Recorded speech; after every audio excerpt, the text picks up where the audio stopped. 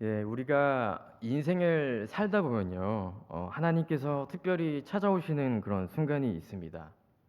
기도하고 싶은 마음이 들 때, 또 말씀이 마음에 꽂힐 때, 또 다시 시작하고 싶은 마음이 생길 때, 그때가 하나님께서 찾아오시는 순간인 것을 경험하곤 합니다. 이 신약 성경에서 예수님을 만났던 많은 사람들이 있었죠. 제자들도 있었고, 또 종교 지도자들과 서기관들, 그리고 또 굶주리고 힘들게 지냈던 사람들, 또 아픈 사람들 등 다양하게 있었습니다. 오늘 본문에서는 예수님이 지나가시는 그 순간을 놓치지 않았던 한 사람이 나오는데, 바로 여리고 길가에 앉아 있었던 맹인 바디메오입니다. 눈을 뜰 수 없어 앞이 보이지 않았지만 예수님이 지나가신다는 그 소식을 듣고 그는 그 기회를 놓치지 않았던 사람이었습니다. 그는 예수님을 향해 간절히 부르짖었고 예수님을 만남으로 그의 인생이 완전히 달라지게 되었습니다. 오늘 이 밤 바디메오를 통해 예수님을 놓치지 않는 믿음이 과연 무엇인지를 함께 그 은혜를 나누고자 합니다. 이 마가복음 10장 46절에서 52절의 본문은 이 짧은 본문에 불과하지만 무게감이 있고 밀도 높은 본문이며 이 마가복음의 구조상 그 위치가 매우 의미심장합니다. 왜냐하면 이 본문 앞앞장인 이 마가복음 8장에서 벳세다의 맹인 치유 사건이 나오고 이 8장 끝부분과 9장에 걸쳐서 약 3번에 걸친 예수님의 순환 예고가 나오며 이 본문 다음 장인 11장에서 예수님께서 예루살렘에 입성하시는 장면이 나오고 있습니다. 그렇게 이 바디메오 본문은 이 마가복음 중간부를 종결하며 이 예루살렘에서의 사역의 계시를 준비하는 사건이고 예루살렘 입성을 앞두고 거쳐가는 이 장소의 무대이기도 하며 이 마가복음에 기록된 수많은 치유 기사 중 맨 마지막 치유 사건이라고도 할 수 있습니다.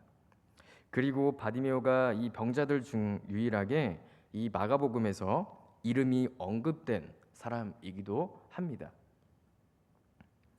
이 바디메오의 이름의 뜻은 이 아들을 뜻하는 그 아람어 바자와 이 디메오가 섞인 이름으로 즉 해석하면 디메오의 아들이라는 의미입니다. 오늘 본문이 시작되는 46절에서도 이 바디메오를 디메오의 아들로 소개하고 있죠.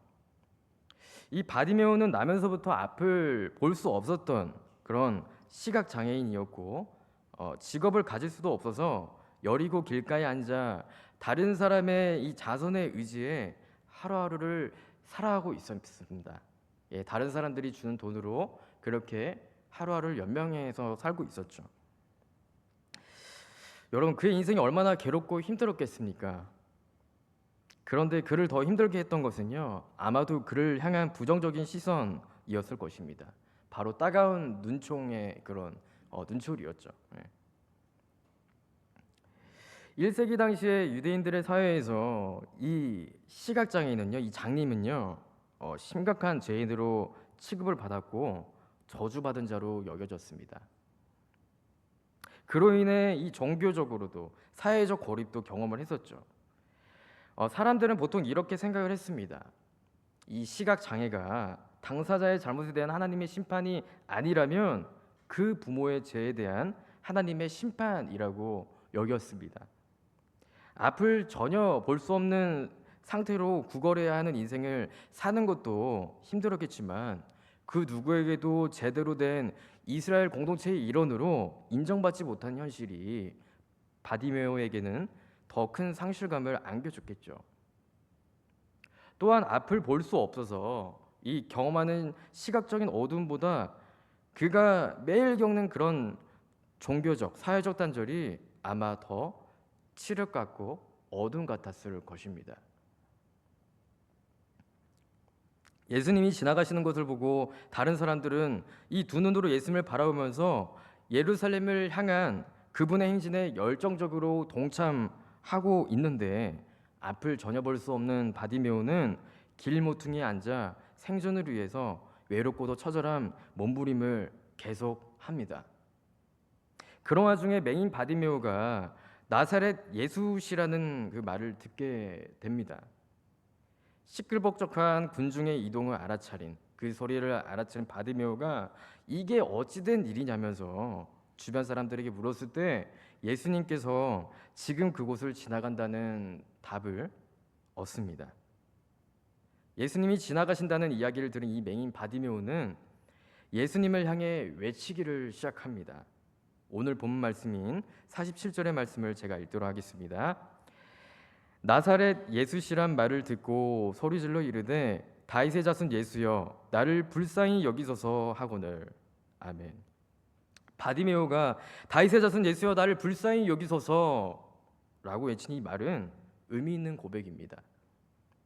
그가 어떻게 그런 말을 할 수 있었는지 이 성경에선 자세히 나와 있진 않지만 이 학자들의 추측에 따르면 바디메오가 예수님의 복음 전파와 가르침 또 치유와 축사의 기적도 사람들을 통해 들었을 것이고 또 하나님이 다윗에게 약속하셨고 이스라엘 민족이 그토록 고대했던 그 메시아가 바로 나사렛 예수라는 사실을 이 바디메오가 알고 믿고 있었다라는 것입니다. 그래서 그렇게 외쳤다라고 말을 합니다. 여기서 우리가 깨닫게 되는 것이 있습니다. 먼저 바디메오는 눈이 보이진 않았지만 귀는 열려 있었습니다.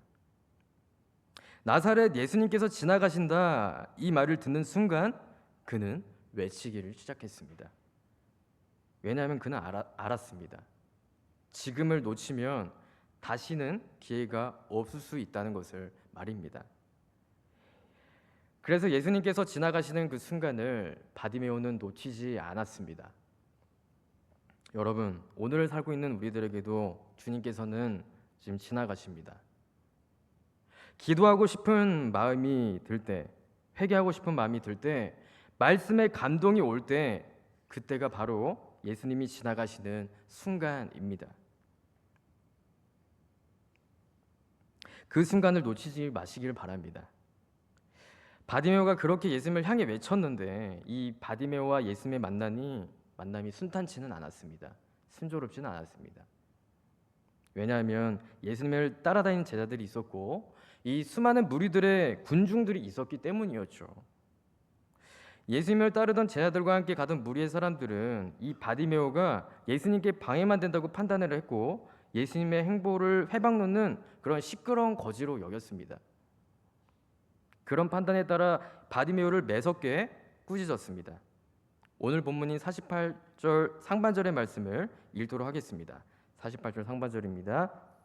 많은 사람이 꾸짖어 잠잠하라 하되. 바디메오가 예수님을 향해 외쳤지만 사람들이 이 바디메오를 막 뭐라고 나무라면서 제지하면서 막았습니다. 조용히 해라, 시끄럽다, 그만해 라는 소리. 그 핀잔을 들었음에도 불구하고 이 바디메오는 포기하지 않습니다. 여러분 한번 생각해 보십시오. 한두 사람이 우리를 꾸짖어도 솔직히 우리 마음이 흔들립니다. 거기에 몇 명이 더 가세하면 이 겉으로는 티를 안 내려고 괜찮은 척 하려고 애쓰지만 분명 마음이 크게 위축될 것입니다. 몇 사람은 우리를 비난하거나 대놓고 조롱이나 경멸을 해도 마음이 어려워지는데 이 바디메오의 경우처럼 절대 다수가 반대하고 꾸중하며 억누르는 상황이 온다면 과연 목소리가 나오겠습니까? 도리어 우울감과 침체감에 빠지지 않겠습니까? 그런데 바디메오는 위축되거나 주저하지도 않습니다. 아니, 흔들리지도 않습니다.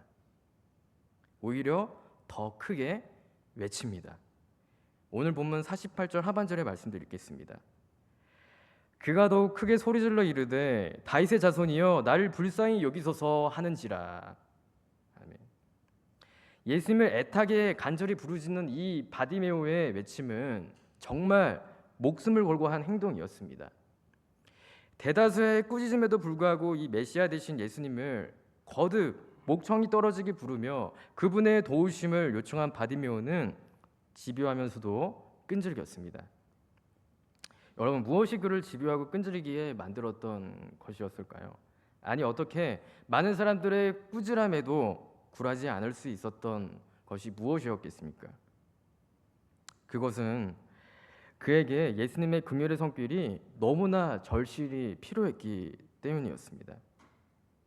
바디메오는 자신이 처한 절실한 상황을 솔직하게 겸손하게 받아들였습니다. 인정을 했습니다.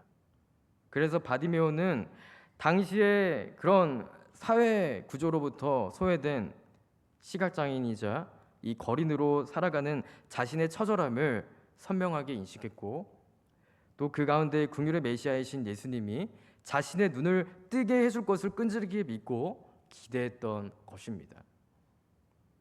상황이나 주변의 반응에, 환경에 굴하지 않는 그의 끈질김은 믿음의 중요한 측면이자 의미 있는 믿음의 표현입니다. 두 번째로 우리가 여기서 알 수 있는 것은 예수님을 놓치지 않는 바디메오의 믿음이 방해가 있어도 멈추지 않는 믿음이라는 것입니다. 예수님께 나아가는 바디메오에게 사람들의 제지와 핀잔 등 방해가 있었지만 그는 예수님께 나아갔습니다. 더 크게 외쳤습니다. 주님, 저를 불쌍히 여겨주십시오. 저는 주님의 자비가 필요한 사람입니다. 라고 말한 것이나 다름없습니다. 그렇습니다, 여러분. 믿음은 방해를 뚫는 것입니다. 여러분, 우리가 신앙생활을 하는데 이 방해가 되는 것들이 있습니다. 장애물이 되는 것들이 있습니다. 예배 자리로 나오려고 하는데 일이 생기고, 기도하려고 하는데 피곤해져서 힘이 없기도 하고 목소리가 안 나오고, 또 헌신을 하려고 하는데 상황이 막힐 때도 있죠. 환경이나 사람 또는 마음이 방해를 합니다. 그러나 예수님을 놓치지 않는 믿음은 더 크게 부르짖는 믿음입니다. 응답이 없어도 기도하고, 상황이 변하지 않아도 기도하고, 막힐 것 같아도 계속 나아가는 믿음입니다. 그 믿음을 주님께서 보십니다. 더 크게 들렸고 이 다급했던 바디메오의 외친 소리에 예수님께서 들으시고 반응하십니다. 예루살렘으로 향하셨던 그 발걸음을 멈추시고 예수님은 그 시선을, 그 발걸음을 바디메오에게로 향하십니다. 제자들과 군정들은 이 바디메오를 눈의 가시처럼, 방해꾼처럼 여기며 나무라고 지나치려 했었습니다. 하나님 나라의 사역이 방해받거나 지연되어서는 안 된다고 판단했습니다. 그러나 예수님은 그러지 않으셨습니다. 바디메오를 꾸짖어야 할 대상이 아니라 관심을 가져야 할 대상으로 보신 것입니다. 무시해야 할 대상이 아니라 경청해야 할 대상으로 바라보신 것입니다. 사실 예수님의 입장에서 보더라도 이 예루살렘 입성을 코앞에 두고 있으며 중대한 그 일을 앞두고 계셨습니다. 십자가 대속사역을 위해 예루살렘으로 가셔야 했습니다. 그래서 제자들과 군중들의 말을 따라 그냥 지나치시고 가실 수도 있으셨습니다. 그럼에도 예수님은 천대받고 업신여김을 당했던, 그 사람들로부터 인정받지 못했던 그런 사람들을 위해 발걸음을 멈추십니다. 이 미국의 남침례교단 소속 신학교에서 신약학을 가르치시며 이 바디메오 이야기라는 책을 쓴 이장열 교수라는 분이 이 바디메오를 향해 나아가신 예수님에 대해서 이렇게 말했습니다. 예수님은 소외당하고 천대받는 보잘것없는 이들을 사랑하시고 효용성 제로를 넘어 아예 마이너스인 이들에게 참된 관심을 보이셨다. 유용성의 잣대로는 바닥을 치는 정도가 아니라 아예 바닥을 뚫고 지하 10층으로 내려갈 바디메오 같은 이들에게 주님은 진정한 관심을 기울이셨다. 그리고 그들에게 참된 사랑과 긍휼을 보이셨다. 그렇습니다. 예수님을 놓치지 않는 믿음은 예수님을 멈추게 합니다. 기도하는 사람 때문에, 부르짖는 사람 때문에, 포기하지 않는 사람 때문에 예수님은 멈추십니다. 관심과 사랑을 가지십니다. 바디메오의 이 두 번째 외침을 듣고 이 예수님은 바디메오를 위해 가던 길을 멈추시고 이 제자들을 보내서 그를 부르십니다. 오늘 본문 말씀 마가복음 10장 49절의 말씀인데요. 이 49절의 말씀 함께 읽겠습니다. 시작. 예수께서 머물러 서서 그를 부르라 하시니 그들이 그 맹인을 부르며 이르되 안심하고 일어나라 그가 너를 부르신다 하매. 아멘. 안심하고 일어나라 그가 너를 부르신다 라는 말에 이 바디메오는 이 50절의 말씀에 나와 있는 것처럼 겉옷을 내버리고 뛰어 일어나 예수님께로 나옵니다. 여기서 바디메오의 마음이 어떠했겠습니까? 정말 억누를 수 없는 기쁨과 벅찬 기대감으로 가득 차 있었을 것입니다. 이 50절에 나온 이 겉옷은요, 이 단순한 옷이 아니라 이 바디메오에게 있어서 생존 도구였습니다. 전 재산이었고 이 사람들에게 구걸할 때 펼쳐놓던 옷이었습니다. 생계 수단이었습니다. 그런데 그는 예수님께 가기 위해서 그것을 던져버립니다. 왜냐하면 바디메오에게는 예수님이 더 중요했기 때문입니다. 그래서 예수님을 놓치지 않는 믿음은 붙잡고 있던 것을 내려놓는 믿음이라는 것을 우리가 또 세 번째로 깨닫게 됩니다. 예수님을 놓치지 않는 믿음은 붙잡고 있던 것을 내려놓는 믿음입니다. 자존심과 체면을 내려놓고 상처와 아픔을 내려놓고 두려움과 염려를 내려놓고 예수님께 나아가는 것이 바로 예수님을 붙잡는 믿음입니다. 여러분, 우리가 예수님을 붙잡기 위해서, 예수님을 놓치지 않기 위해서 내려놓아야 할 것이 무엇입니까? 자존심이나 감정, 나의 입장이나 생각, 걱정이나 불안, 사람이나 상황 등 각자 다양하게 다르게 있으실 것입니다. 그러나 그러한 것들을 초월해야, 넘어서야 우리는 예수님을 붙잡는 믿음의 사람들이 다 될 수 있습니다. 그렇게 예수님의 부르심을 받은 바디메오가 이 감격에 차서 길 위로 나아가 예수님께로 왔을 때 예수님께서는 바디메오에게 너에게 무엇을 하여 주기를 원하느냐라고 물으셨습니다. 여러분, 예수님께서 몰라서 이렇게 질문하셨던 것일까요? 아닙니다. 사실 이 질문은 이 오늘의 본문 이 앞전에 있는 그 이전 본문에서 이 예수님께서 세 번째로 고난을 예언하신 직후에 수제자들이었던 이 야고보와 요한이 무엇이든지 구하는 바를 주시기를 원한다고 말했을 때 그때 예수님께서 너희에게 무엇을 하여 주기를 원하느냐라고 같은 질문을 하신 것이었습니다. 이 울의 아들들이라고 칭함을 받았고 이 세베대의 아들들이었던 이 야고보와 요한 형제는 이 자신들의 성공과 높아짐에 혈안이 되어 있었고 이 예수님께서 말씀하신 하나님 나라의 원리에 대해서 아직 깨닫지 못한 상태였습니다. 예수님께서 인자가 영광을 받을 때가 오리라라고 말씀하셨을 때 이 야고보와 요한 형제는 자신들을 예수님의 좌편과 우편에 앉게 해달라고 그런 터무니없는 요구를 했었습니다. 그래서 그 고난과 죽음에 대한 예수님의 말씀이 그들의 귀에 전혀 들어오지 않았던 것이었죠. 그로부터 얼마 후에 예수님께서 바디메오를 만나시게 되어 그를 불러서 무엇을 해주기를 원하는지 물어보셨는데 이 바디메오는 자신의 필요에 충실한 답변을 하게 됩니다. 오늘 본문 51절의 말씀에 잘 나타나 있는데요. 이 51절 말씀을 읽도록 하겠습니다. 예수께서 말씀하여 이르시되 내게 무엇을 하여 주기를 원하느냐 맹인이 이르되 선생님이여 보기를 원하나이다. 아멘.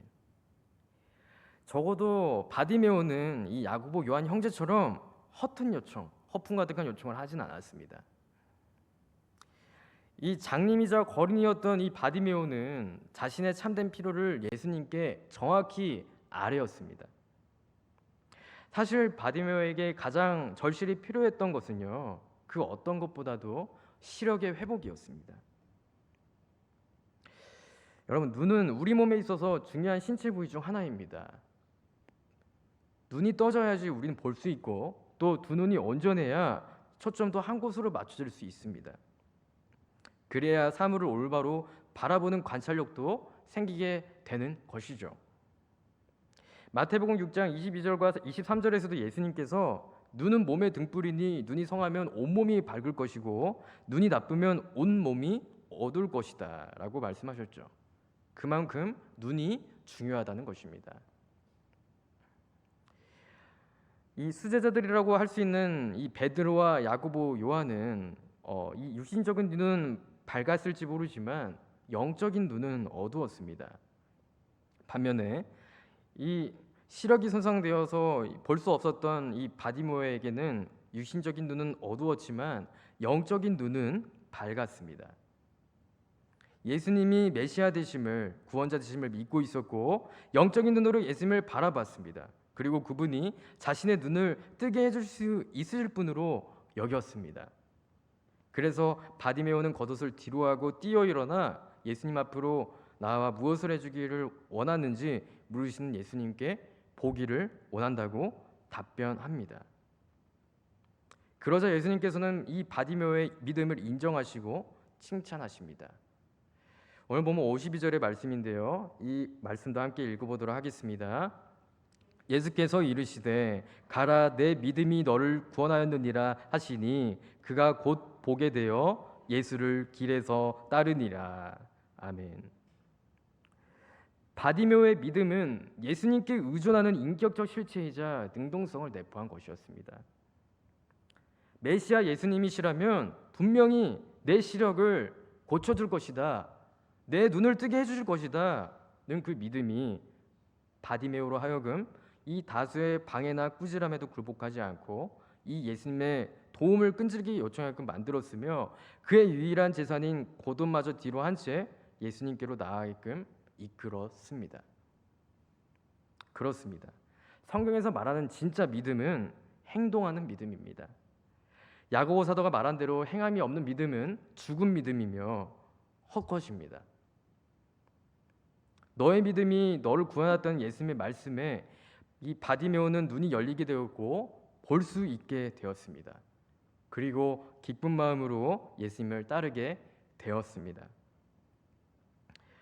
이 신약 성경 속 인물열전이라는 책에서 왜 예수님께서 바디메오 치유 사건을 보여주신지에 대해 나오는데요. 그 내용을 말씀드리면 다음과 같습니다. 주님이 이 사건을 우리에게 보여주신 목적은 자명하다. 바디메오 같은 믿음을 가지라는 것이다. 그러므로 주님의 소원이 헛되이 날아가지 않고 우리의 마음속에 깊이 박히는 못이 되어야 한다. 예수님을 만난 뒤 이 바디메오의 삶은 완전히 뒤바뀌었습니다. 이 시각장애인이었던 이 바디메오가 이제 예수님의 치유 사역을 통해 선명히 보는 자가 되었고 또 이제 2.0의 시력을 갖고 앞서가신 예수님을 바라보면서 예수님을 따르게 됩니다. 길가의 거린이었고 이 맹인이었던 사람이 길 위의 제자가 되었습니다. 여러분, 그 누구도 바디메오에게 제자가 되라고 강요하지 않았습니다. 바디메오는 자발적으로 이 예루살렘으로 향하는 그 길 위에서 하나님께 영광을 돌리고 예수님과 동행하기 시작합니다. 예수님께서 바디메오에게 베푸신 일은 그 치유의 기적은 이사야 선지자가 예언했던 그 말씀의 성취입니다. 이사야 35장 5절과 10절의 말씀인데요. 이 말씀을 제가 읽겠습니다. 그때 맹인의 눈이 밝을 것이며 못 듣는 사람의 귀가 열릴 것이며 여호와의 속량함을 받는 자들이 돌아오되 노래하며 시온에 이르러 그들의 머리 위에 영영한 희락을 띠고 기쁨과 즐거움을 얻으리니 슬픔과 탄식이 사라지리로다. 아멘. 이것이 바로 구원받고 하나님의 백성이 된 사람이 누리는 진정한 기쁨입니다. 하나님의 자녀의 모습입니다. 못 보던 사람의 눈이 밝아지고 못 듣는 사람의 귀가 열리고 하나님께로 돌아와 영원한 희락과 기쁨과 즐거움을 누리며 슬픔과 탄식이 사라지는 것, 그래서 우리는 주님을 바라보며 소망 가운데 살아갈 수가 있는 것입니다. 자신에게 가장 소중한 재산이었고 이 생존의 끈과 같았던 겉옷을 가감히 내던지고 기쁨으로 예수님을 따르던 이 바디메오에게 그 겉옷은 더 이상 생존의 끈이 아니었습니다. 예수님이 그의 생존의 끈이셨습니다. 예수님의 부르심에 응답하여 믿음으로 나아가는 바디메오를 바라보면서 우리는 예수님과 함께하는 것이 얼마나 큰 기쁨인지, 큰 은혜인지를 다시금 깨닫게 됩니다. 이거는 절대 자랑이 아닌데요. 제가 최근에 겪었던 일을 좀 잠깐 조심스럽게 이야기를 좀 해보겠습니다. 지금으로부터 정확히 딱 2주 전인데요. 3월 13일 금요일 오전에 제가 집에서 출발하여 교회로 가는 길에 이 용인 서울 고속도로 출구에서 나와 이 금곡 IC 방면 그 미금역 사거리로 진입하기 전의 구간이었습니다. 거기에는 또 평일이니까 사실 차들이 많이 있었고 제가 있는 차선은 2차선이었는데 당시에 그 교통 상황이 많이 막혀서 정체가 되어 있었습니다. 빨리 가고 싶어서 급한 마음에 저는 그 2차선에서 3차선으로 이 차선 변경을 하려고 이제 우측 방향지 시선을 켜고 진입하려 했었습니다. 그런데 이 옆차선인 이 3차선에서도 차들이 꽤 많이 달려와서 이 바로 하지는 못하고 이 나중에 다시 시도해야겠다고 마음을 먹었습니다. 그로부터 약 2, 30초가 지나서 이 옆차선에 차도 많이 안 지나가는 것 같고 이 마침 공간이 있으니까 이제 차선을 변경해야겠다고 생각해 똑같이 우측 깜빡이를 켜고 3차선으로 차선 변경을 하려던 그 찰나에 그만 뒤에서 빠르게 달려오는 그 토레스 차량과 충돌하여 교통사고가 나고 말았습니다. 물론 이제 제가 그때 보지 못했던 것도 있었죠. 예, 그때 순간적으로 이제 사이드 미러를 좀 보지 못하는 것도 있었지만 그때 빠르게 달려오던 그 차량이 또 성형을 줄이지 않은 것도 있었습니다. 사고가 나던 그 순간 꽝꽝하는 소리가 났고 그때 저와 그 상대방은 차를 가장 우측 갓길에다가 급하게 정차하여 세웠고 저는 보험사에 연락하여 이 사고 접수를 했었습니다. 그리고 담임 목사님과 부목사님들께 바로 그 상황을 말씀드렸습니다. 차가 많이 망가져서 수리를 해야 했지만 속상했지만 다행히도 저와 상대방 모두 다 몸 상한 데 없이 다치지 않았습니다. 그때 제가 깨달은 것이 있었습니다. 주님께서 저를 지켜주셨구나. 저를 보호하시고 함께 해주고 계셨구나 라는 것을 말입니다. 이런 생각도 좀 해봤습니다. 만약에 내가 다쳤더라면 이렇게 맡은 사역을 잘 감당할 수 있었을까? 이 자리에 설 수 있었을까? 라는 생각도 들었고 안 다치고 건강히 지내고 있는 것에 정말 감사하다라는 것도 느끼며 그 하나님의 사랑을, 그 은혜를 경험하고 깨닫게 되는 시간이었습니다. 사랑하는 아름다운 성도님들 여러분, 이제 말씀을 마무리하겠습니다. 앞을 보지 못해서 직업도 가질 수 없었던 이 바디모의 인생은 정말 어둡고 깜깜했습니다. 비참했습니다. 그러나 그는 예수님이 하나님의 아들이시고 구원자이심을 알고 있었고 확신했습니다. 그 예수님께 모든 것을 걸었고 그 예수님을 놓치지 않았습니다. 예수님께서 지나가시는 그 순간 그는 예수님을 향해 간절히 외쳤고 부르짖었으며 멈추지 않았고 앞으로 나아갔습니다. 그에게는 간절하고 끈질긴 믿음, 포기하지 않는 믿음이 있었습니다. 바디메오가 예수님을 만나게 되었을 때 보게 되었고 그의 인생이 완전히 바뀌었습니다. 길가에 앉아 있었던 사람에서 길 위에 서서 예수님을 따르는 사람이 되었습니다. 예수님께서 가시는 그 십자가의 길에 함께하는 사람이 되었습니다. 여러분, 이제 이틀 후에 우리는 정묘주일로 지키게 됩니다. 예수님께서 예루살렘으로 입성하셔서 지나가셨던 것처럼 오늘을 살아가는 우리들의 삶 속에서도 예수님이, 그 주님이 지나가고 계십니다. 은혜의 시간이 흐르고 있습니다. 이 순간을, 그 시간을 놓치지 마시길 바랍니다. 주저앉거나 포기하지 마시고 외치시고 즉시 일어나시길 바랍니다. 그리고 주님께 분명하게 구하시기를 바랍니다. 오늘 주님께서는 우리에게도 믿음이 있는지를 보시고 이 바디메오에게 물으셨던 것처럼 무엇을 하여 주기를 원하느냐라고 물어보십니다. 그런데 바디메오처럼 주님께 긍휼히 여겨달라고, 주님을 처음 만났던 그 첫사랑의 믿음을 다시 회복시켜 주시고 저를 새롭게 해달라고 기도하시기를 바랍니다. 그러면 너의 믿음이 너를 구원하였다라고 주님께서 말씀하여 주시라 믿습니다. 오늘 이 시간에도 주님을 만나 기뻐하시고 이 감사와 찬양과 영광을 올려드리는 저와 여러분들이 다 되시기를 주님의 이름으로 축복합니다. 아멘. 다 같이 기도하시겠습니다.